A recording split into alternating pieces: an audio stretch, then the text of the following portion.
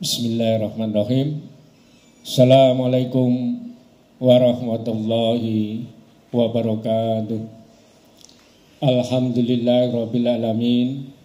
Namaduhu wa nasta'inu wa nastaghfiruh wa na'udzu billahi min syururi anfusina wa sayyiatina a'malina. Man yahdihillahu fala yudlillahu fala hadiyalah. Asyhadu an la ilaha illallah wa asyhadu anna Muhammadan abduhu wa rasul. Wa salatu wa salamu ala nabiyyina Muhammadin wa ala alihi wa sahbihi ajmain, amma ba'd. Masyaallah muslimin wal muslimat jamaah Masjid Al-Makamah yang dimuliakan Allah. Marilah kita senantiasa berpuji syukur kehadirat Allah Subhanahu wa taala yang telah memberi pada kita nikmat iman, nikmat Islam, serta nikmat sehat, sehingga kita dapat melaksanakan salat duhur berjamaah. Salat dan salam kita sampaikan pada junjungan kita Nabi besar Muhammad sallallahu alaihi wasallam, pada keluarganya, para sahabat, pada umatnya, hingga masyaallah muslimin wal muslimat jamaah Masjid Al-Makamah yang dimuliakan Allah. Pada kesempatan kali ini tausiah ngambil tema khalifah, pemimpin atau penguasa yang ada di dalam Al-Quran. Yang kami hormati para hakim agung, yang kami hormati jamaah muslimin wal muslimat, hadirin dan hadirat. Pada kesempatan ini yaitu perkenaan dengan tausiah ini, kita ngambil tema khalifah. Allah berfirman di surat Ali Imran ayat 26, Bismillahirrahmanirrahim. Qulillahu malikal mulki tu'ti mulka man tasya wa tanzilul man tasya wa diman tasya biyadikal khair innaka ala kulli qadir. Katakan Muhammad, wahai engkau yang memiliki kekuasaan, kekuasaan itu engkau berikan kepada siapapun yang Allah kehendaki, dan kekuasaan itu akan dicabut atau diambil kembali oleh Allah sesuai dengan Allah kehendaki. Dan kemuliaan juga Allah berikan kepada siapapun Allah kehendaki, dan kehinaan juga diberikan pada siapapun yang Allah kehendaki. Intinya apa? Semua kebajikan itu di tangan Allah. Oleh karena itu siapapun yang beri kekuasaan oleh Allah itu kita harus amanah. Kemudian ayat ini, karena di dalam tafsir Al-Quran itu ada rumus 2S 1L. Siaknya itu ada surat Ali Imran, kemudian informasinya itu ada di surat Al-Alaq ayat 5. Yaitu Allah mengajarkan kepada manusia apa-apa yang manusia tidak tahu. Allah berfirman di surat Al-Alaq, alamal insana malam ya'lam. Dia mengajarkan kepada manusia apa-apa yang tidak diketahui. Dia ini siapa? Dia ini domir, kata ganti. Dia Allah yang memiliki ilmu dan diberikan kepada manusia untuk manusia itu beraktivitas, masih di bumi maupun persiapan di alam barzah maupun di alam akhirat. Ini Allah ajarkan semua kepada manusia. Kemudian ayat ini masih ditafsirkan lagi di surat Al-Baqarah ayat 151. Allah berfirman, kama arsalna fikum rasulun yatlu alaikum ayatina wa yuzakkikum wa yu'allimukum wal hikmah wa yu'allimukum ma lam takunu ta'lamun. Jadi Allah berfirman di surat Al-Alaq tadi, ditafsirkan di surat Al-Baqarah ayat 151. Pertama, Rasulullah itu suruh mengajarkan pada kita itu satu, isi Al-Quran. Kedua, berkenan dengan akhlak. Yang ketiga, kaitan dengan sunnah atau hadis. Keempat, yang berkenaan dengan bil hikmah. Yang kelima, ilmu yang baru. Khususnya tema dari khalifah, pemimpin atau penguasa di bumi itu kita tahu informasinya dari ayat Al-Quran yang diajarkan Rasulullah pada kita, yaitu ada di surat Ali Imran ayat 26. Qulillahu malikal mulki tuti mulkam man tasya wa tajman tasya wa man tasya biadikal khair innaka ala kulli syai'in qadir.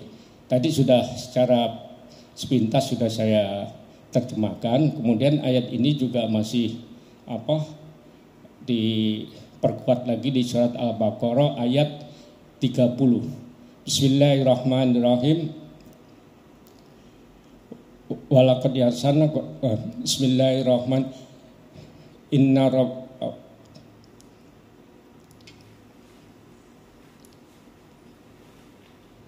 wa idh qala lil malaikati inni ja'ilun fil ardi khalifah qalu wa taj'alu fiha ma yufsidu fiha wa yasfiku dima wa nahnu nusabbihu bihamdika wa nuqaddisu lak qala inni a'lamu ma la ta'lamun.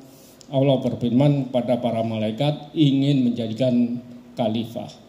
Kemudian malaikat berkata, apakah engkau menjadikan khalifah manusia di bumi akan membuat kerusakan dan pertumpahan darah, sedangkan kami selalu mensucikan dan bertasbih kepada engkau. Allah berfirman, engkau tidak tahu malaikat apa yang saya ketahui.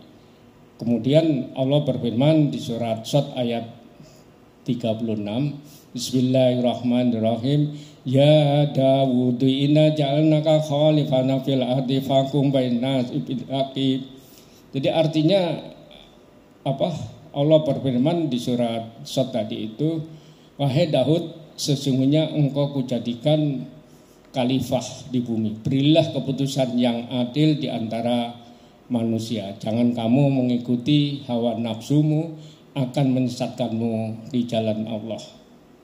Orang yang sesat di jalan Allah azabnya sangat berat karena mereka melupakan hari perhitungan.